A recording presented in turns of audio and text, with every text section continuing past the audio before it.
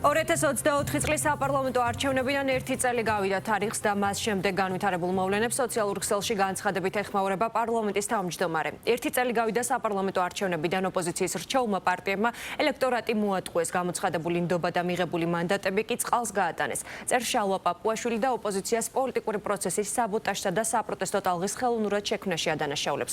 პარლამენტის თავმჯდომარე ასევე ამბობს, რომ პროცესებზე კონკრეტულმა დასავლურმა ქვეყნებმა და დიპლომატიურმა მისიებმა უპრეცედენტო გავლენა მოახდინეს. მისივე თქმით, ხელისუფლებამ გამოიჩინა სიმტკიცე და გონიერება და საქართველოს ქვეყნის გარეთ მყოფ ძალებს დაუპირისპირდა. განცხადების ბოლოს პაპუაშვილმა ამომრჩეველს გამოცხადებული ნდობისთვის მადლობა კიდევ ერთხელ გადაუხადა.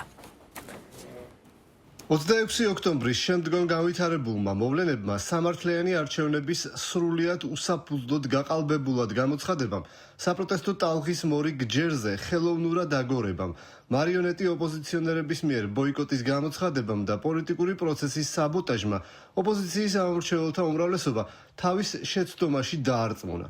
ოპოზიციის რჩეულმა პარტიებმა ელექტორატი გააბრიყვეს, მოატყუეს, გამოცხადებული ნდობა და მიღებული მანდატები წყალს გაატანეს.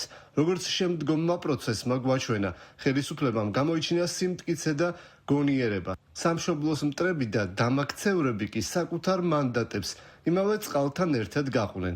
ამავე დროს გამლილ წელიწადში სიახლე და უპრეცედენტო მოვლენა გახდათ გარკვეული დასავლური ქვეყნებისა და მათი დიპლომატიური მისიების სრულიად უხეში. მზაკრული და დესტრუქციული ჩარევა საქართველოს შიდა საქმეებში. ჩვენ ვნახეთ თუ როგორ გაიხსნა ყველაფერი, რაც იყო დაფარული და როგორ გაცხადდა ის გეგმა, რაც საქართველოსთან მიმართებით არსებობდა. ეს გეგმა არ ეხებოდა არც საქართველოს დემოკრატიის მხარდაჭერას, არც ხალხის ნების გამოვლენას, მის გაძლიერებას თუ შემდგომ ინტეგრაციას.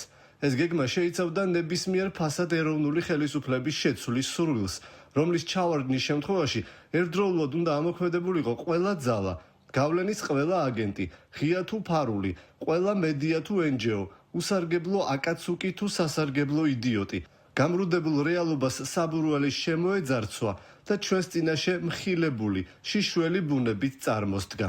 ნამდვილი საქართველო დაუპირისპირდა ქვეყნის გარეთ ჩაბუდებულ მრუდე ძალებს, რომელთათვისაც ჩვენი ქვეყანა მათი კონკრეტული ინტერესების სათამაშოა.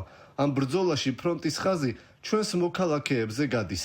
მიმდინარე ომში სწორედ ისინი არიან მთავარი სამიზნე, მათი აზრები, ფიქრები, რწმენა და ქცევა.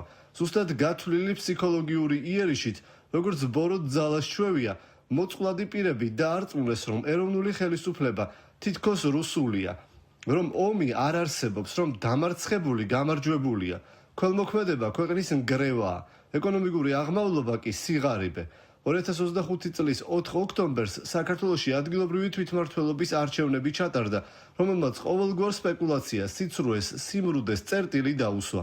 თავისუფალ გარემოში საქართველოს ერთგული ამომრჩევლები იგივე სიმრავლით და სულისკვეთებით საარჩევნო უბნებზე მივიდნენ და საკუთარი უკვე არაერთხელ გამოხატული ნება დაამოწმეს. ლეგიტიმაცია, რომელიც გასული 13 წლის განმავლობაში 9-ჯერ მივიღეთ, ქართველმა ხალხმა მე-10-ჯერ გადმოგცა. სწორედ ამიტომ დღევანდელ დღეს მსურს კიდევ ერთხელ მადლობა გადაუხადო ჩვენს ამომრჩეველს, ნამდვილ პატრიოტებს. მადლობა ეკუთვნის ასევე ყველა იმ მოქალაქეს, რომელიც ქვეყნის კონსტიტუციურ ჩარჩოში განვითარებას უჭერს მხარს, განურჩევლად პოლიტიკური შეხედულებისა, რომელიც აფასებს მშვიდობას, ახსოვს ისტორიის მწარე გაკვეთილები და უკეთესი ხვალინდელი დღე ეიმედება. საპარლამენტო არჩევნების შემდეგ ერთი წლის წინ მიღებული პოლიტიკური გადაწყვეტილებები დღეს სხვადასხვა პარტიის წარმომადგენლებმა კიდევ ერთხელ შეაფასეს.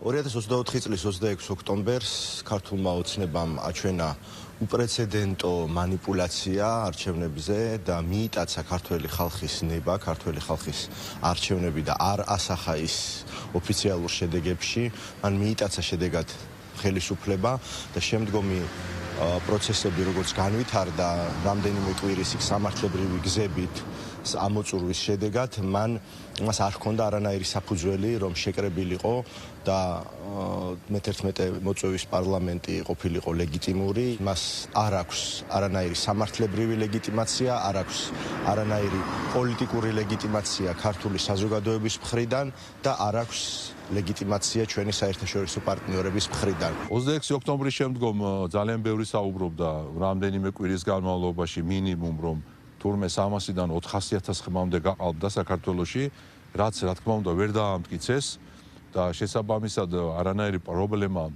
არც ქონდა და ბუნებრივი არ აქვს პარლამენტს ლეგიტიმაციის. ამ ერთი წლის თავზე ერთადერთი ვინც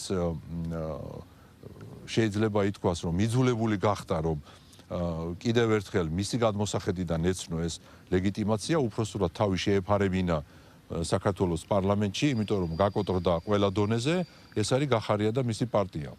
იმიტომ რომ თვითონ უცხოეთშია, მისი პარტია აქ დამარცხდა და ეხლა თავშესაფარი ითხოვა საქართველოს პარლამენტში. ამ ერთი წლის მანძილზე აბსოლუტურად ყველა საერთაშორისო ორგანიზაცია აღიარებს საქართველოს წინსვლას ყველა მიმართულებით.